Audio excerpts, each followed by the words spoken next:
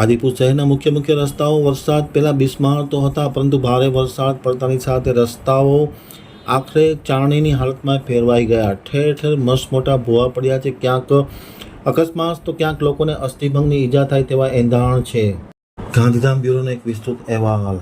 ખાડા નગરીમાં લોકોની હાલત બગડી ગઈ. વરસાદના કારણે આદિપુરના રસ્તાઓ ધોવાઈ ગયા છે. પાલિકા હવે ખાડામાં માટી પૂરી થીગડા મારશે, પણ તે બીજા વરસાદ સુધી ટકશે કે નહીં તેવો યક્ષ સવાલ જોવા મળ્યો છે. આદિપુરના તમામ માર્ગો વરસાદ પહેલાં બિસ્માર હતા, પરંતુ ભારે વરસાદ પડતા આ માર્ગો ચારણીના રૂપમાં જોવા મળ્યા છે, જેમાં સંતોષીમાં સર્કલ, વિનય સિનેમા રોડ, રામબાગ રોડ તો જાણે કોઈ પ્લાનિંગ વગર બનાવી નાખ્યો હોય તેવું લાગે છે.